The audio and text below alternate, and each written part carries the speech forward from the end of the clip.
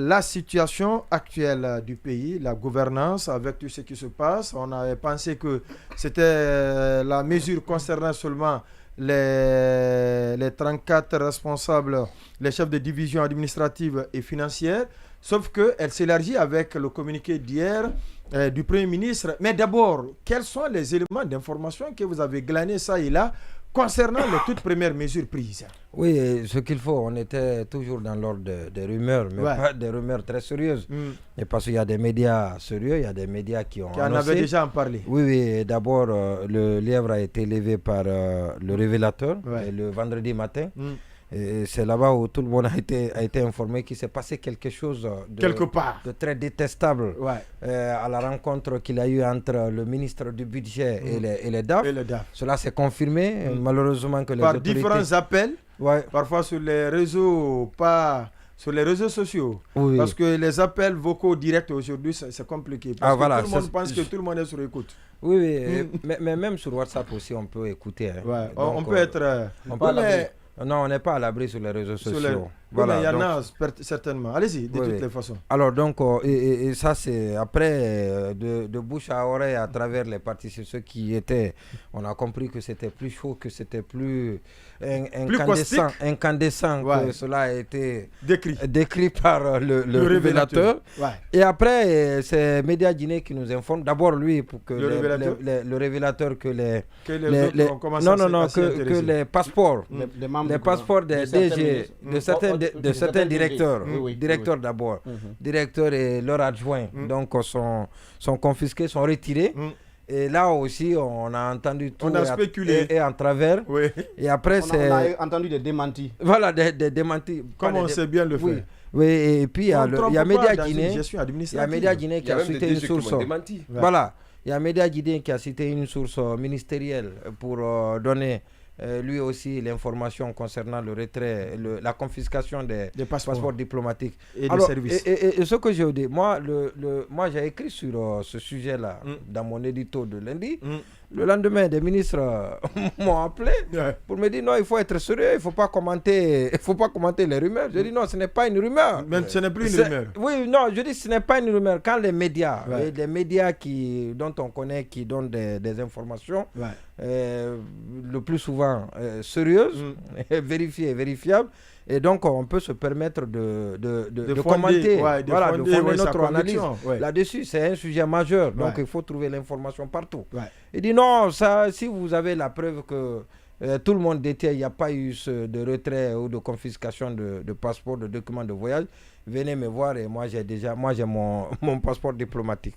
Et peut-être que si je partais, je n'allais pas le trouver avec son passeport diplomatique. Heureusement que je n'ai pas été. Sincèrement. Voilà, je me suis un peu dispensé de... Il a dû miser sur le fait que vous n'irez pas. Oui, j'ai fait l'économie de ce déplacement-là, parce que je savais que même si je partais, je n'allais pas le trouver avec... Parce que le Premier ministre... Alors, avant ça, justement...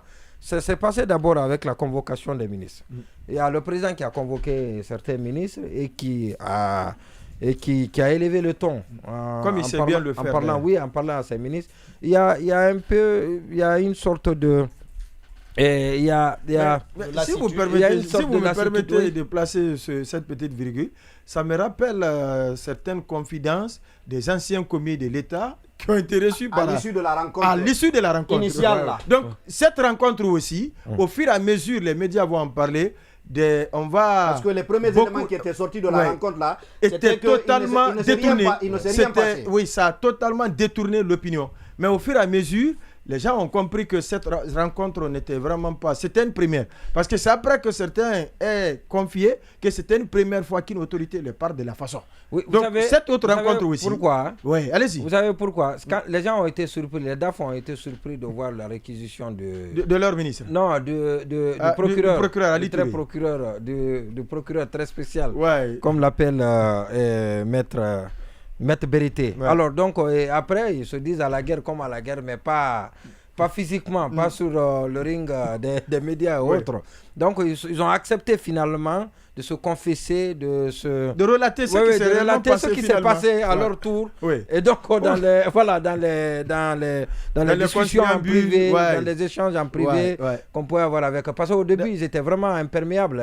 Très imperméables. Ils ne voulaient absolument rien confier parce qu'ils ont été tellement traumatisés qu'on leur a dit là-bas, le ministre du budget, Lansana Condé. Docteur Lansana Condé, comment on appelle, le théoricien. L'homme de l'amphithéâtre. Le théoricien, l'homme scientifique. Alors, qu'il leur a dit que si l'information sort de là-bas, c'est que c'est les DAF qui ont donné l'information. Donc, c'est une circonstance aggravante. Il va faire pire que ce qu'il a. Et les gens savent ce qu'ils ont vécu là, le purgatoire. Voilà, donc ils ont fait attention et chacun a refusé. C'est rétracté. Oui, justement, c'est imposer une discipline de réserve. Et jusqu'au. Voilà, parce qu'il ne voudrait pas être sacrifié. Non, pas du tout. Parce que tout le monde se croit être écouté, tout ça. Donc, il ne faut pas se sacrifier. Surtout après les écoutes, les enregistrements qui se passent désormais. Les personnes n'ont confiance à l'autre. Bref, alors, donc, les ministres ont été appelés. Et c'était pour faire remarquer aux ministres, parce que ce qui aurait été demandé aux ministres, c'était d'annuler les arrêtés. Parce que la présidence aurait fait remarquer à certains ministres que des décisions sont prises dans leur domaine. C'est des décisions qui ne sont pas... qui ne s'inscrivent pas dans le cadre de la refondation. Absolument, voilà, c'est justement ça. Dans le cadre de la refondation. Ne s'inscrivent pas dans le cadre de la refondation. Il y a le ministre, lui, qui a été appelé par népotisme, le ministre du par budget, clientélisme. Beaucoup de... il y a eu beaucoup les ministres qui ont été... Les ministres qui ont reçu le serment du président de la République, il y a le ministre du budget, et à cause des lignes et de l'alimentation des lignes du budget, parce que vous savez, tout ce qui touche à la ventilation de l'argent. Le président en est très sensible, très regardant à cause de la situation que nous connaissons. Et puis il y a aussi le ministre des Mines, le ministre de la Santé, pour des arrêtés qui sont donnés, les contrats qui sont passés dans ce domaine. Il est important de s'intéresser un peu au ministère de la Santé. Et parce que les contrats qui sont passés, les contrats qui sont passés au ministère de la Santé, notamment, parce qu'il y en a dans d'autres départements, pour la plupart, les 98 ou les 100% des contrats qui sont passés, soit en entente directe ou par appel d'offres restreint. Et donc, ça, c'est important. Alors, donc, c'est ce que le président leur a fait remarquer. Et donc, le Premier ministre serait intervenu. Et parce que le président voulait que tous ces arrêtés soient annulés et tout de suite. Et maintenant. Et donc le Premier ministre est intervenu avec la pédagogie, il faut le lui reconnaître, pour appeler et calmer un peu l'ardeur. Comme il l'a fait avec ce communiqué aussi. Le communiqué a mis la forme. Mais sinon, c'était déjà fait. A un peu mis la forme, justement. C'était déjà fait. A rendu digeste une décision indigeste. Déjà prise. Et qui a été mal commentée dans l'opinion. Et qui a eu le mérite, et qui devait à juste raison. Qui a été mal commentée à juste raison. Et donc, ce qui s'est passé. Et puis, maintenant, ces ministres en retour ont versé leur venin sur leurs collaborateurs. Et puis, DAF, je l'ai dit que, on m'a dit, selon ce que j'ai entendu de certains DAF, c'est qu'on n'a pas expressement parlé de Sampil. Mais en réalité, il faut le reconnaître que tout est parti de Sampil. Il y a Marwan qui rappelait la création d'un forum pour redynamiser, pour actualiser l'association. Et ça, il faut le reconnaître qu'il n'y a pas une association. Il ne doit pas avoir une association des DAF, si ce n'est que pour la formation haute, mais pas pour le changement. Donc ça, il a été redynamisé. Vous savez, qui parle de Jacques 518 se rappelle d'Alpha Condé, forcément, parce que ça a été créé pour le changement. Voilà, ça a été créé pour soutenir Alpha Condé. Et puis après, il y a eu aussi... Il faut mettre ça aussi à l'actif du ministre Damantan et de Sanoussi Bantamasso. On se rappelle, en 2012, c'était au Palais du Peuple. Ce sont les deux qui ont mis en place cette structure. Donc ces jeunes doivent leur emploi à l'époque à ces deux ministres. Vous savez, je disais hier que les DAF... Je disais à Condé qu'il ne l'a pas admis, et je le réitère ici. Les DAF, il le sait mieux que quiconque, parce qu'il a suivi ce processus du début jusqu'à la fin. Je peux même vous dire, là où le test a été organisé. Voilà, justement. C'est le lycée 1er mars. C'était moins de 300 personnes. C'était avec le ministre. C'était avec l'ancien président de la Cour des comptes, qui était à l'époque ministre du budget, Mohamed Diarry. Donc, non, c'est un processus que 200 et comme vous l'avez dit. Non. Et quand ça a été fait, on est arrivé à 300. Ouais. Mais le cabinet a fait son travail et quand ça a été transmis, et lui-même il m'a donné à l'époque l'information qu'il y a tellement d'engouement et qu'on en a parlé au président, il a demandé de mettre beaucoup de militants là-dedans. Donc on s'est retrouvé avec 500 et quelques, et ce qui fait que les 80% des 518 ne sont pas DAF. Ils ne sont même pas aides comptables. Voilà, ils sont des compléments d'effectifs. Il y en a même qui sont allés au doigt. Ils sont compléments d'effectifs dans les trucs parce qu'on ne peut rien tirer de la plupart des gens qui ont été... voilà, donc que cela soit dit en passant.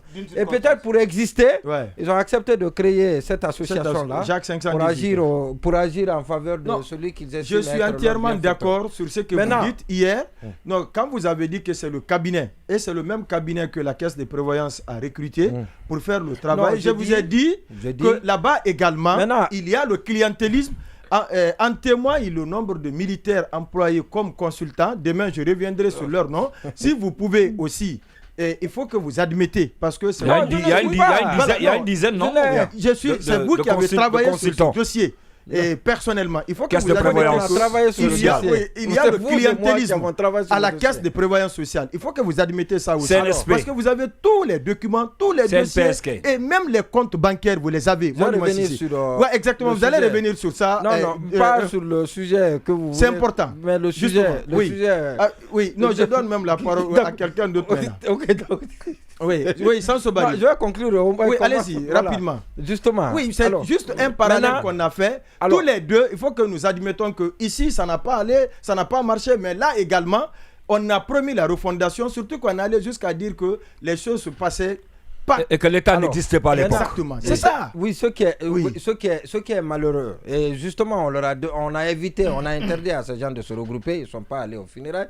Heureusement que les funérailles se sont passées dans les conditions les plus optimales, dans les conditions souhaitées, avec une mobilisation rarement vue. Très humble. Et donc, et après, il y a eu, bien évidemment, le président élargi à tout le monde. Et il avait dit, il avait le brin d'agacement du président. Et cette fois-ci, ça a débordé de son vase.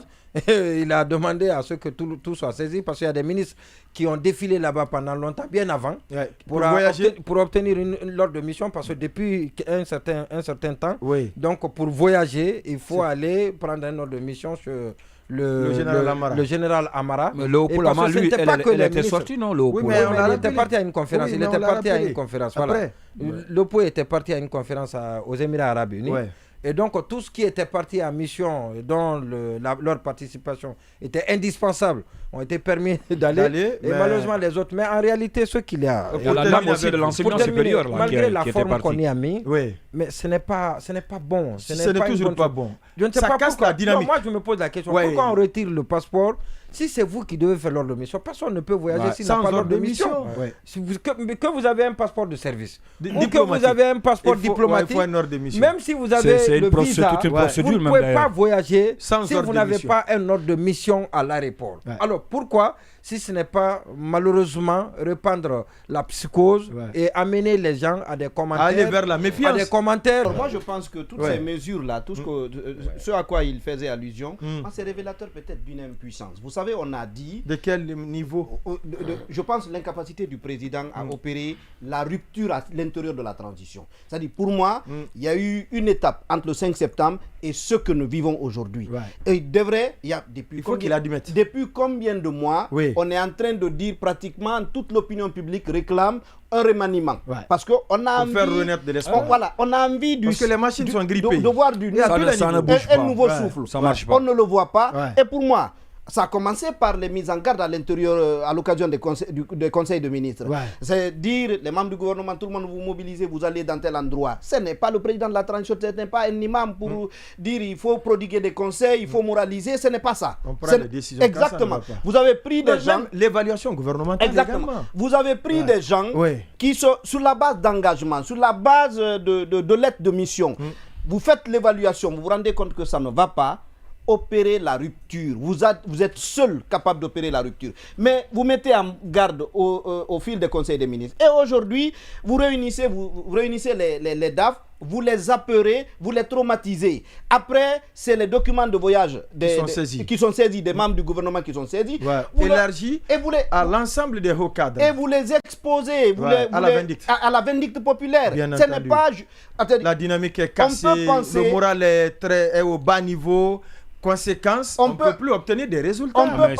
On peut penser, on peut imaginer que ces gens, on peut leur reprocher des choses, mais ce n'est pas la manière. Vous n'en êtes pas satisfait, prenez une décision, faites venir d'autres personnes pour que l'autorité, la sérénité, la cohésion à l'intérieur de la gouvernance n'en soit pas affectée. Or, c'est exactement ce à quoi nous assistons aujourd'hui. On semble avoir trouvé une solution, nous vend une solution qu'on a trouvée, alors qu'on n'a fait qu'aggraver. Exactement, on n'a fait qu'aggraver le problème.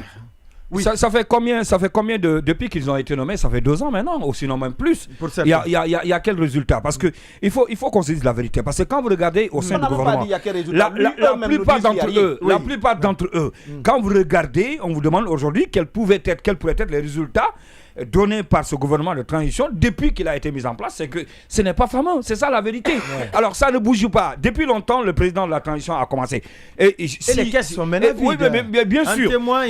Je pense que c'est pas la première fois. C'est pas la première fois même d'ailleurs qu'on menace les ministres. C'est pas la première fois qu'on menace les ministres de ne pas sortir du pays, de ne pas partir en mission. Rappelez-nous. Pour la première fois, je ne me rappelle pas de la date, mais tout ce qui a été dit, pris comme décision par le président de la transition, le plus souvent, c'est à l'occasion des conseils des ministres. Une fois, il avait dit de revoir non seulement les missions qui sont souvent menées par les ministres, mais aussi par les différents directeurs généraux et directeurs nationaux à l'étranger. Et ensuite, tout récemment, on se rappelle lorsqu'il a dit...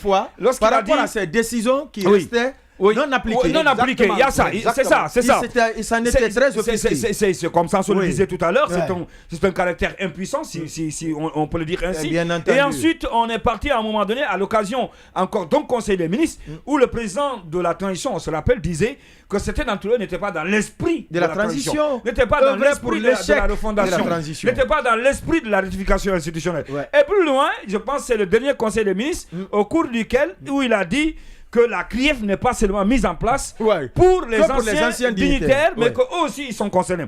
Je pense que si eux-mêmes, les ministres, ils sont intelligents, ça commence, c'est comme ça. Lorsque vous voulez prendre une décision, c'est progressif. Ils doivent être en alerte. Ils doivent être en alerte. Et je pense que le remaniement ministériel dont il est question, je pense que ça ne va pas tarder parce que tout ça là, ce sont des indices en fait. Ce sont des indices. Ça veut dire que oui, qui laissent croire que sous peu de temps, en tout cas le président, parce qu'il ne va pas continuer quand même à juste donner des conseils, comme ça cela dit, ou encore proférer des menaces. Un moment va venir, il va prendre sa décision parce qu'une fois encore, la transition, comme vous le rappeliez hier, selon la dame Makale, il est le seul et unique responsable demain pour ce qui est de la gestion de la transition. C'est à lui, on va demander des comptes. Donc je pense qu'à un moment donné, il va taper du poing sur la table et il va faire ce qu'il